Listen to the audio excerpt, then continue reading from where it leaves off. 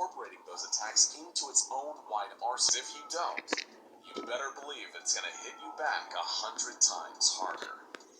This brings us to the main event. Some of the SCP Foundation's most ambitious and frightening attempts to terminate SCP-682, or even understand how it could theoretically be terminated. There are quite literally too many unsuccessful attempts for us to list them all here, so think of this as a highlight reel of the Foundation's most prominent failures. 682 was first cross-tested with SCP-017, a humanoid shadow entity shown to be able to consume matter with its shadows and leave no traces behind. Tests on tissue samples from 682 showed that SCP-017 was able to consume said tissues with no adverse effects. However, when SCP-017 was placed into the containment... I'm the son of the Scarlet King. My name is Isaac. Cool. SCP-017 fled to the corner of the room, and 682, in its rage state, attempted to breach containment. Agents managed to suppress and remove the creature, but no meaningful damage was logged. Attempt failed. SCP-173, the killer statue, was later brought in, hoping that its thus far impeccable track record for killing would hold strong. The second that 173 was introduced into the testing area, 682 retreated to the far wall and began screeching intensely. It was intelligent enough to know what it was dealing with here. While the researchers and guards expected an instantaneous reaction, there was actually a stalemate for over 6 hours, as 682 stared at 173 continuously.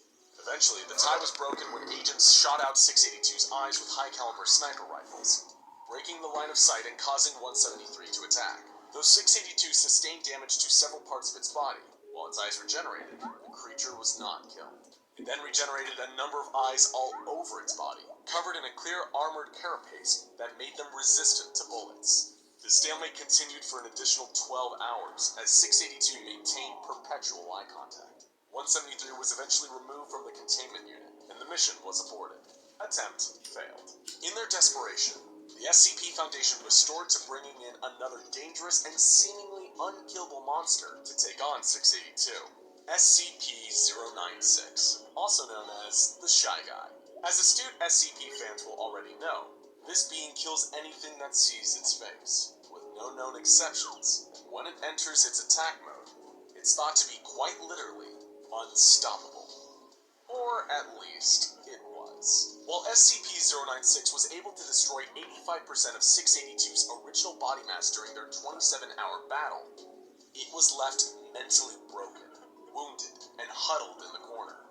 Still, if ever confronted with SCP-682, the Shy Guy reacts in pure terror, turning away and clawing at its own face. Attempt failed. During a deadly containment breach, SCP-682 also went head-to-head organically with another iconic SCP Hall of Famer, SCP-106, also known as the Old Man.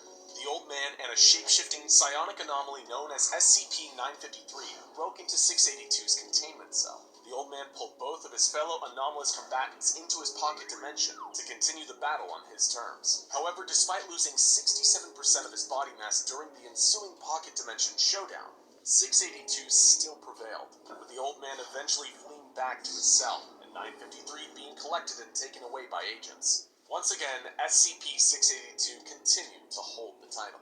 But it wasn't just cross-testing experiments, intentional or otherwise.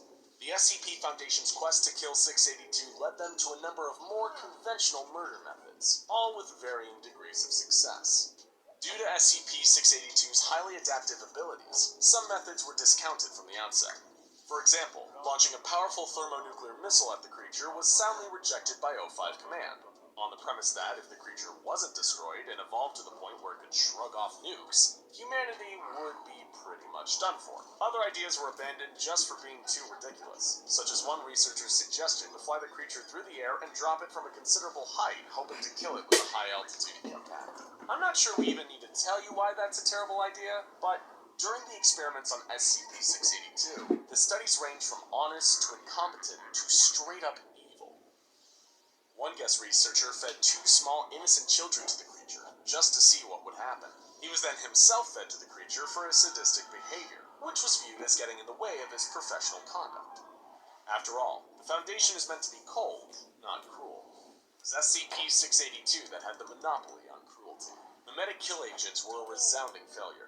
They attempted to dismember 682 with a powerful laser, only to have the creature develop reflective surfaces that displaced the beam and caused catastrophic damage to the area around it. They attempted to kill the creature by sucking all the air out of its containment facility and create a vacuum, but it expelled a dangerous gaseous compound that reacted violently and exploded when air was once again introduced into the room.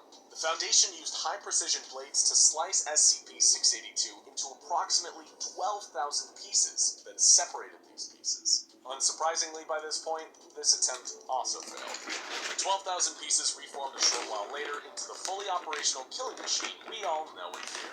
In one particularly frightening display of intelligence and adaptability, the Foundation attempted to kill 682 with extreme heat, but it shielded itself by developing a second carapace composed of solid helium. When personnel entered the room following the failed attempt on the creature's life, it shattered its helium carapace into deadly shards that fired around the room and shredded all Foundation personnel in attendance. It had set a trap, and that trap had been wildly successful. The creature's ability to adapt to seemingly any offense is unparalleled, to the point where Foundation staff have no idea how to classify this creature, whether it's organic, inorganic, or even alive at all based on any definitions we could understand. At every turn, the creature just raised more questions. What is it? Is it possible to destroy it at all by any means? Who was even trying to kill who here? Because it certainly seemed like SCP-682 had a masterful KD ratio by now. More extreme feats of cross-testing continued in the Foundation's growing desperation to eliminate this monster. SCP-162, which is a hypnotic ball of sharp objects, hooks, and high-tension fishing line, was introduced to 682's containment cell. The hooks latched onto the creature and tore huge portions off, including its entire lower jaw and one of its limbs. However, 682 was still able to breach containment, kill 11 people, and badly wound 86 others. It regenerated its severe injuries in no time. The beast was even taken to the domain of the Gate Guardian, one of the proposals for SCP-001. The Guardian had a flaming sword hotter than the sun, capable of destroying its targets on an atomic level. Naturally, SCP-682 survived and regenerated. Perhaps the most fascinating cross-test of all was between 682 and SCP-053, who manifests as a kind, innocent little girl, with the unfortunate condition of causing homicidal tendencies in all who come into contact with her for more than 10 minutes. The people with these tendencies would then attempt to harm the girl, but would immediately drop dead shortly after, leaving the girl intact. The researchers present anticipated two possible outcomes here. The optimistic outcome, in which 682 enters a rage state, attacks 053, and died for good. And the realistic outcome, in which 682 attacks 053, possibly experiencing some minor injury or nothing at all, and 053 had to be removed from the containment cell. But that didn't happen. What did occur was considerably more shocking than any kind of violence. When 053 entered 682's containment chamber, the monster became uncharacteristically docile. Researchers and staff were baffled and watched with amazement as 053 approached the terrifying, immortal, mass-murdering monster and began to play with it. 682 even allowed 053 to draw on its face with crayons. Researchers thought they must have been dreaming, seeing this surreal display play out. 053 even appeared to have affection for this unkillable misanthrope. It was a single act in defiance of everything they thought they knew. When Foundation personnel entered the containment cell to separate the two, 682 went ballistic and killed multiple guards. 053 also wept, sad at being separated from her new friend. To this day, despite further testing, the Foundation has no idea how or why this happened. Like many details surrounding SCP-682, it's shrouded in deeply frustrating mystery.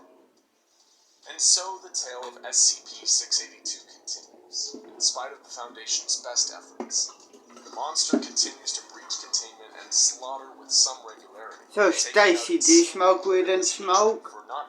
Sure. Cool. Who's enjoying the smoke then? Thanks.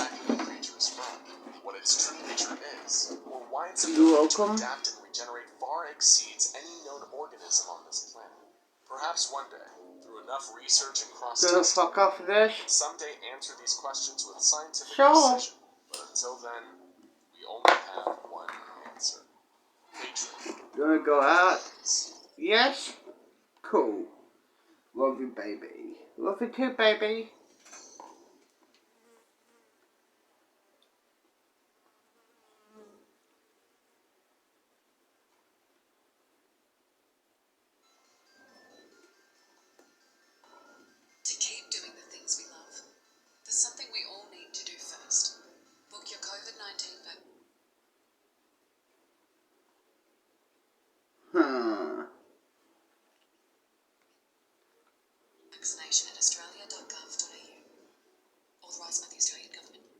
Fuck off, Edge. No, fuck off.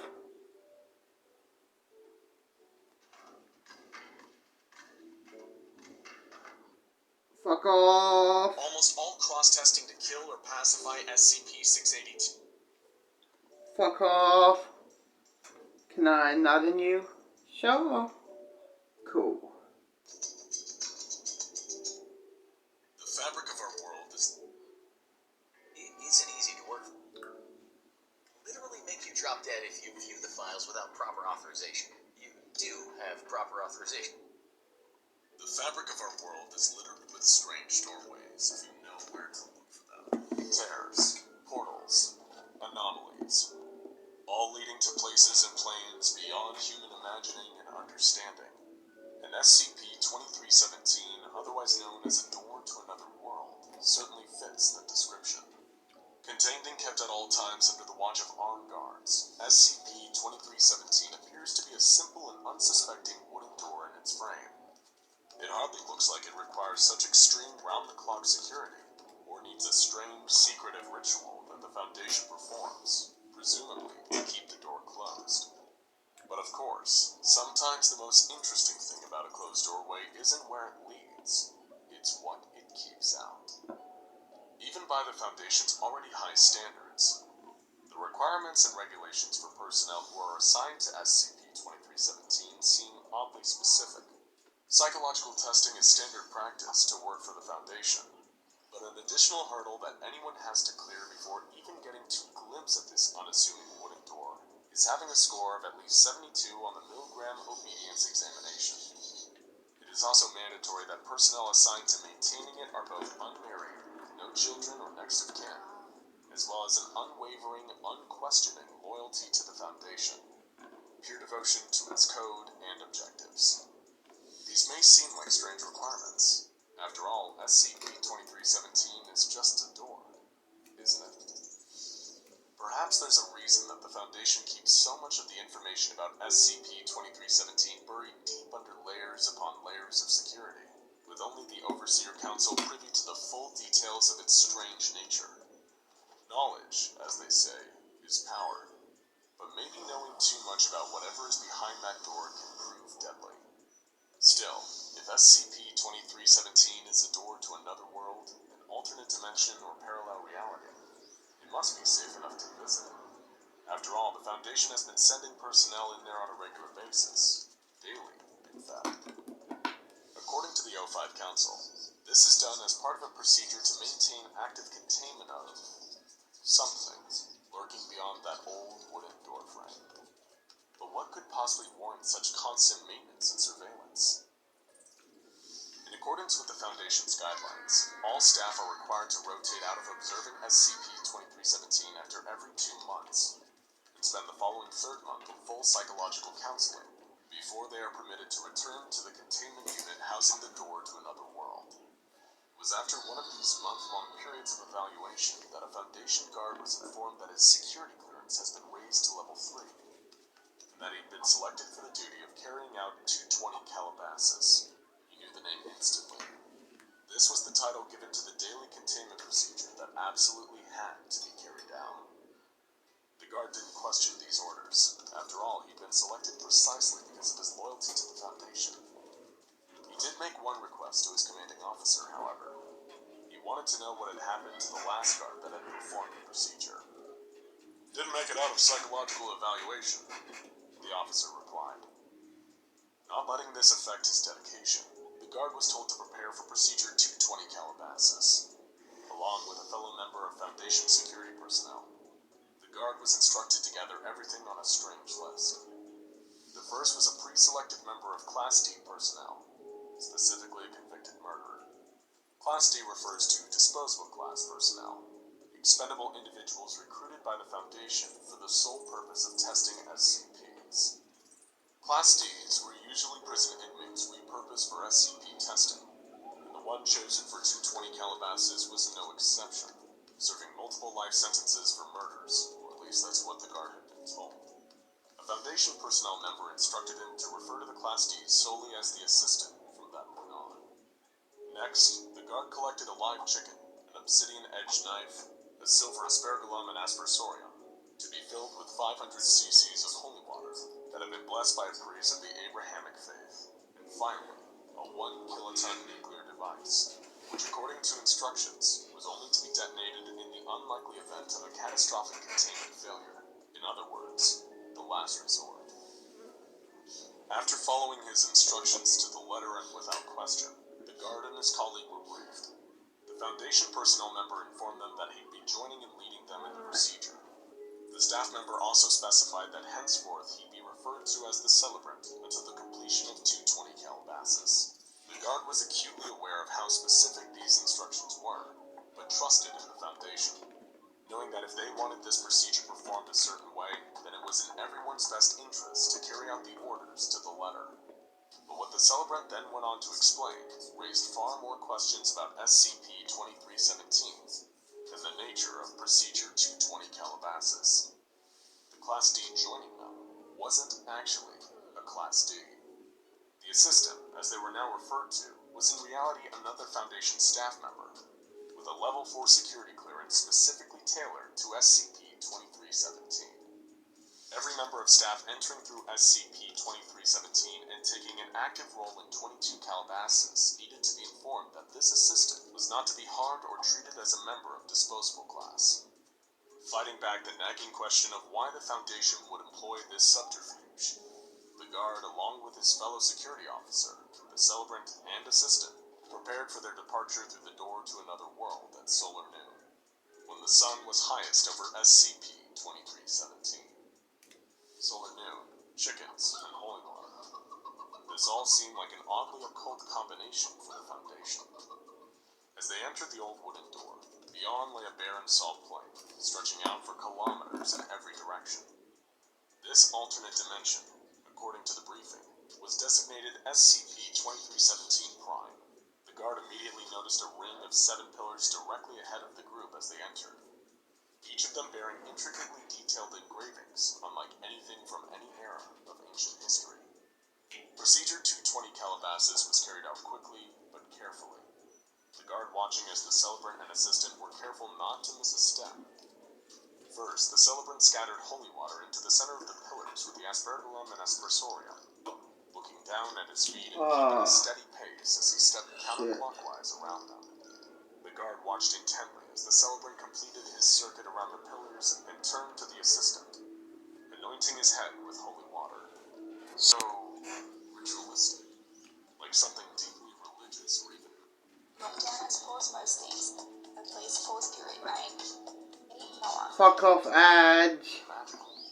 He never bought into all that occult mumbo-jumbo, even while working for the Foundation. But he had learned not to question anything, even the strangest and most inexplicable of sights. Little did he know that beneath his feet was an ancient and unknowable horror, a beast chained and lying in wait. Contained in a chamber directly underneath the pillars sat an impossibly large creature, humanoid and obese, its body covered entirely in scales thicker than armor-plated. Branch-like horns protruded from its jawless head, pointing up to chains that hung from the 7 pillars above. Each one hooked into the entity's back. All but one of the chains was broken, a final withering shackle keeping the devourer of worlds... We're gonna fuck out my room or your room. Ever since 1894 BCE, when Erechian mystics... Your room. The devourer has been Fair waiting enough. patiently for its inevitable freedom. It knows, as well as the Foundation, that nothing can be done to prevent the final chain from one day breaking. Even Procedure 220 Calabasas won't keep the creature contained.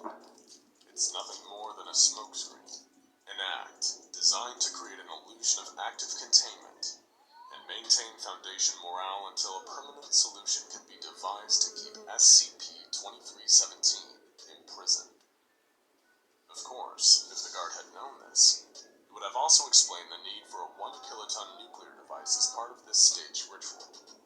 Procedure 220 Calabasas had all the components to trick everyone below the O5 Council, emulating religious occult rituals, the increased level of security surrounding the procedure and its purpose, and telling staff that any failure to correctly and completely perform the 220 Calabasas procedure will result in an these elements work together to conceal the truth that one day the Devourer will escape and lay waste to our dimension. Knowledge is power. Maybe knowing too much truly is deadly. Perhaps a bright flashlight awakens Pietro Wilson from his vegetative state. He sits up and brushes the sand off himself, looking around the desolate desert he's found himself in. How did he get here? The last thing he remembers is uncovering secret... Hold up. Before we go any further, make sure you've watched our previous... Ancient folklore and fairy tales sometimes tell of the importance of names, that they can hold the power to summon or banish. Whether you buy into the superstition or not, it would be unwise to ignore the power a name can have, especially if you ever dare to venture into SCP-4000. Why? Use your own name too many times in this extra-dimensional forest, and you may find that what walks out isn't you at all. At least once a year, the Foundation leads an expedition into SCP-4000 to explore this Keter-class dimension. But if you go down to those woods today, then you'd better follow the rules. Remember, the Foundation has implemented these guidelines for your own safety, and it's in your best interests to follow them. First and foremost, when referencing anything inside SCP-4000, be it a person, place, or thing, you cannot, under any circumstances, use names or titles. Communication is key when exploring SCP-4000, and making use of specific descriptors will deter any adverse effects on your journey. For example, you may want to refer to the location of SCP-4000 as the woods where you need to speak carefully, an apt description for such a place. Of course, there is a reason the Foundation doesn't provide a handy flashcard of alternative descriptors for any personnel taking part in the annual mission into SCP-4000. Nothing found there can be referred to with any consistent name. So it's perhaps advisable to look over a thesaurus and expand your vocabulary before visiting SCP-4000, as you'll need to come up with a lot of different ways to refer to the people and creatures around you. But don't worry, the Foundation will be able to train you how to properly refer to SCP-4000 in both written and verbal communication. In a similar vein, the second rule states that no personnel member should respond to their own name while in SCP-4000. Naturally, you and your fellow expedition team will not be alone in the forest you find yourselves in. The denizens of SCP-4000 are perpetually mutating creatures, some appearing to be trustworthy while others are hostile. It is for personnel members' own safety that no consistent names or titles are used to refer to each other in conversation. This has been known to cause personnel returning from SCP-4000 to experience vivid hallucinations, and in some instances has led to the appearances of creatures found in SCP-4000 in our world. Thirdly, when interacting with the life forms residing in SCP-4000, personnel are advised to accept any gifts that they're offered, but are warned to, under no circumstances, consume anything that is given to them while inside the forest. Finally, and above all, do not divulge any name, nickname, codename, alias, or any other personal designation when interacting with any native entities, and disregard any designator that an inhabitant of SCP-4000 attempts to assign to you. Personnel must, however, remain courteous in the presence of any native creature of SCP-4000, and treat these entities with respect and formality. Access to SCP-4000 can only be achieved by performing Procedure 4000 Halloween, a ritual requiring a steady flame in an indoor fireplace, fueled by only organic kindling. Personnel are required to combine the powdered bones of one male lion, one male red fox, and a baleen whale, and cast these into the fire with a personal possession holding strong sentimental value to the staff member performing 4000 Halloween. Next, personnel are to add 3 feathers of a bird, such as a raven or crow, and must respond with the correct counterphrases once the fire begins to emit a voice. If these conditions are met and the correct response is given, Foundation personnel will gain access to the entry point of SCP-4000. If any error is made during the course of performing Procedure 4000 Halloween, then under no circumstances should this ritual be repeated. Staff are urged to apologize for any incorrect actions, then refrain from engaging in this procedure in the future. Should Procedure 4000 Halloween be completed successfully, Foundation personnel will find themselves arriving in the access point to SCP-4000, emerging from the mouth of an old well in the center of the forest. Exploration teams sent into SCP-4000 are advised that this dimension does not adhere to the laws of physical space that personnel will be accustomed to. There is a single, confirmed safe route that must be used when traversing the forest of SCP-4000, a dirt path leading in a circuit both beginning and terminating at the entry point. Previous attempts to map the landscape of SCP-4000 all confirm that the only way to safely exit this dimension is to follow the entire length of the path in one direction until eventually returning to the well. You have been warned. Any any attempt to travel back to the direction you came in will result in a loss of contact with the rest of the expedition team. As mentioned, SCP-4000 is home to a number of entities, often noted to be undergoing continuous and dramatic changes in form. These physiological mutations appear to occur whenever these creatures are unobserved, making distinguishing between them difficult. When questioned about the exact nature of these changes, the inhabitants of SCP-4000 claim to have no control over them, and express distress and dissatisfaction when said changes occur. Guidelines have been put in place by the Foundation regarding the interactions between personnel and creatures found in the forest, and adhering to the rules regarding the use of consistent names and titles remains vitally important.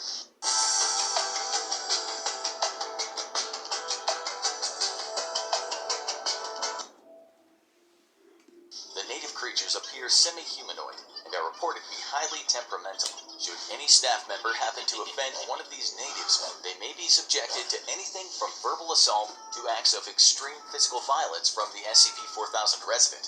If any Foundation personnel further question why there are so many rules when visiting SCP-4000, then they need to look no further than the discoveries and fate of Dr. Eugene Japers, who during his initial expedition to SCP-4000 in 2005 encountered a humanoid native entity whose head resembled a rabbit's. As the pair shared a polite conversation, the rabbit-like creature made an inquiry regarding Dr. Japers' name, asking, "How is your name?" Keeping to the rules, Dr. Japers did not divulge any name or other form of title to the creature at this time. However, Japers remained courteous and polite during the interaction. The rabbit responded with the following: "Are you simple? I'm merely asking how your name is. My name has smelt of raspberries lately, I think, or snapdragons perhaps. It's so hard to tell these days, but one makes an effort." In his reply, Dr. Japers made a reference to his own name as having tasted rather tart as of late, before concluding the conversation with the rabbit entity. Upon returning to the SCP-4000 forest 3 years later, Dr. Japers was met with the same creature and once again engaged in conversation with it. After briefly discussing their previous encounter, Dr. Japers was able to turn their exchange towards something the rabbit had mentioned before, about finding it difficult to describe his own name. When asked to clarify this point, the rabbit replied, "I can only assume it's because of how long we've been apart. My name and I, that is. It's a good name, a proud name, I'm fairly sure. By this point, though, it's probably decayed from its former grandeur, if it even still exists." After this mention of its relationship with its own name, it should be noted that the rabbit referred to Dr. Japers by the title Fellow Scholar. The third and final encounter between Dr. Japers and this entity came in 2013, after the doctor was sent into SCP-4000 with instructions to conduct a more thorough interview with the subject. It was during their third conversation that the Rabbit Man revealed details of a long-forgotten war between human beings and the residents of SCP-4000. Apparently, these creatures, the Fae, do not originate from the forest in which they now reside, and according to the Rabbit Man's claims, were born in our world. "Much as it grieves me to say, we were betrayed," the rabbit explained. "We had fought side by side, at the war against that factory. We had done nothing but help them, and what did they do? They destroyed us. They took so many of our lives and all of our names. Some of us fled here when the war was just beginning, but not many. Still, though, I don't hate them. It has been assumed by some that the Foundation was directly involved in whatever may have wiped out the Fae, causing them to either retreat or be banished to the forest of SCP-4000. An additional assumption has been made that whatever weapons were used on these creatures is directly responsible for their constantly shifting state, rendering them without their own names or identities. Whatever the case may be, it was during their conversation that Dr. Japers, in reference to their second encounter, referred to himself as a fellow scholar to the rabbit in order to coax information from him. However, in doing so, the doctor had unwittingly accepted the title that the native entity had given him. By mistakenly responding to the name fellow scholar, the doctor had broken the rules of interacting with the creatures of SCP-4000, an easy mistake, but a costly one. The doctor would later leave SCP-4000, traversing the safe path back to the well, and Dr. Japers vanished shortly after his exit from SCP-4000. His whereabouts are currently unknown. The Foundation has made several attempts to investigate his untimely disappearance, but to this day, he remains missing, and the fur left on the inside of his expedition gear displayed no strange properties. The single goal, it would seem, of the creatures residing in SCP-4000 is the theft of names. However, this naturally extends far beyond the Dimension's definition of identity theft. Though an unfortunate blunder, Dr. Japers allowed the friendly nature and demeanor of the rabbit entity to trick him into accepting the name fellow scholar. By giving Dr. Japers a name, the rabbit was free to steal not only his name, but his very identity. While it is unclear how this transference is achieved by the creatures, it is due to the risk of this that the Foundation employs such strict rules for any research team tasked with traveling to the forest of SCP-4000. Make no mistake, names have more power than we realize, and this is evident in few places more so than SCP-4000, a pocket dimension where ever-changing survivors of a forgotten massacre Ready? exist as identities alone. Yep, I'm Remember, ready. a name is a... Let's do this shit. Done.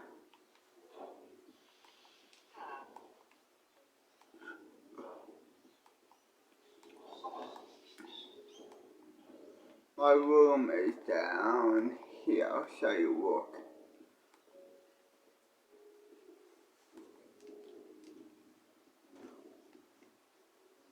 My room is here. Huh? Funny because my room is over here. Is this your room? Yeah. Cool. I'll show you my room. This is the interrogation room. Cool. Then over here is lounge room, dinner table, kitchen, bath, like shower area, sink, toilet. Cool. And the bedroom. Fuck, your room is bigger than mine. Yep, let's fucking do this. Done. Oh hi. It's the next day, as you can see. So yeah, I'm in the courtyard, you know, like normal. So let's press play and smoke some weed. Still, authorities even managed to find physical evidence like the Yule Man's fingerprints, which are similar to human fingerprints, but display a distinct double whorl pattern not seen in human fingerprints. Much about the anomalous nature of the Yule Man is still unknown, though, and the Foundation has yet to discover an effective way to contain it. Their only hope is intercepting it before it can get its long, gnarled fingers on its intended prey. Maybe you're feeling worried, or that you're being watched. You have good reason to be afraid, because during his yearly active period, the 12 days between December 21st and January 2nd, he's always searching for prey. Nowhere is safe, because while it was initially believed that he only appeared to those who live north of 40 degrees latitude, it's now believed that much like Santa Claus, the Yule Man operates worldwide. Anyone could be in his sights right now, blissfully unaware of the nightmare coming down the tracks towards them. Thankfully, the SCP Foundation, through analysis of these attacks, which are known as Weissnacht events, they've been able to find certain patterns. But first, what does the creature known as the Yule Man even look like? Much like SCP-096, the Yule Man is a long and lanky humanoid, standing about 2 meters tall, who resembles an emaciated human of European descent, and never wears any clothes or other coverings despite the frigid temperatures he operates in. You might be sad if you're spending Christmas alone, but it at least guarantees you safety from the Yule Man, as he only appears at the homes of families with a child under the age of 8 present. He also seems to favor isolated and rural locations, and Weissnacht events only occur when there's a healthy covering of snow on the ground during the event, hence the name, which means White Night in English. It's also vital that you recognize the 3 distinct stages of a Weissnacht event too, or you won't be seeing much of the new year. The first stage occurs during the space of a week.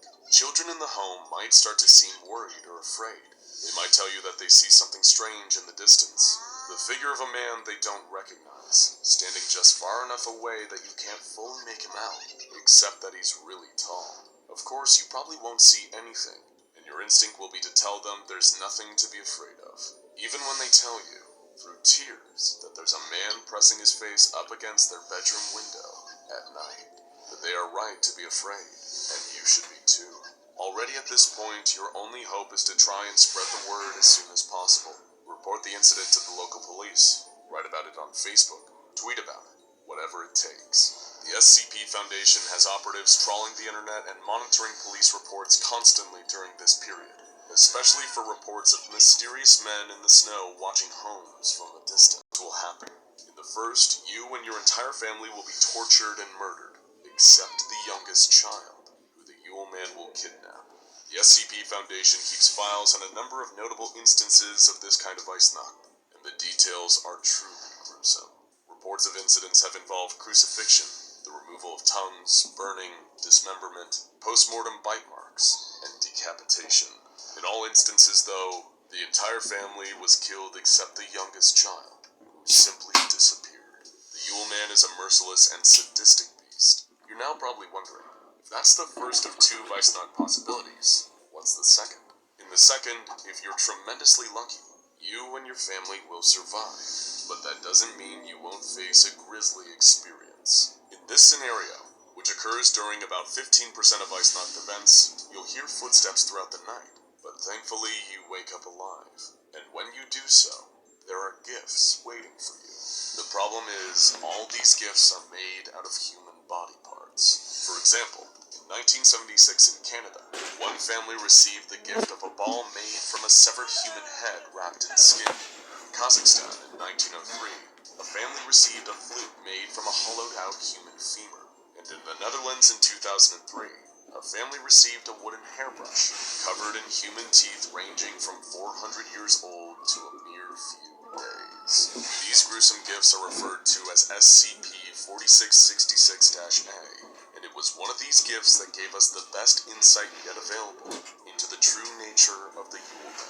Several gifts contain 29 mobile task force units and 73 members of D-class personnel had gone missing here and never been found. Monroe thought he was here for a routine investigation into negligence and mismanagement, but little did he know he was in for so much more. This is the story of SCP-5545, and one man's journey into his own worst nightmare, literally. But this nightmare began a long time ago, 300 years to be exact. Like most nightmares, it started as a dream. That dream was one of expansion. National powers across Europe wanted to be the first to conquer the globe and expand into new territories, and send countless exploratory missions off into the unknown to achieve this goal. Any history book will tell you that the first outsiders to lay eyes upon the continent of Antarctica did so in 1820. The reality is that the first ones to get there actually landed in the late 1700s. The hapless explorers ventured into mainland Antarctica and made base camps. Before searching and digging for any useful resources nearby, they came upon a strange discovery. A hallway hidden beneath the ice. Not a passage in the ice, but a true hallway, complete with light fixtures. The confused explorers ventured down into these impossible hallways, and for many of them, it would be the last thing they ever did. No matter how long they walked, it seemed like the hallways just kept going. As they continued to walk for hours, they hoped to find something, anything, and eventually, they did. They passed from these hallways into somewhere different altogether, and most of them were never heard from again. Those who did manage to escape often died or took their own lives soon after. Whatever it was they discovered down there, they didn't want to live with it in their minds. It's believed that over 70 colonial explorers disappeared or died this way, and that most who found these endless hallways were from any other unwitting Antarctic explorers or researchers. But there was something else lurking beneath the ice in Antarctica, something dangerous. The hallways were designated as SCP-5545-1 and were thought to be the extent of the anomalous activity at the site. But soon SCP-5545-2 was discovered, which resulted in the deaths of 16 researchers. So what exactly is 5545-2? It's an entity so volatile that even knowing about it is considered to be a containment breach. And, as a result, 5545 has been given the classification safe. Wait, we're dealing with a mysterious and volatile anomaly soon after, armed with a concealed firearm and a hostile meme detector, or HMD, to test whether the base and its staff had somehow fallen under a hazardous mimetic effect from SCP-5545. He'd find the answers, or die trying. The moment Monroe arrived, he couldn't help but notice the strange way the staff behaved.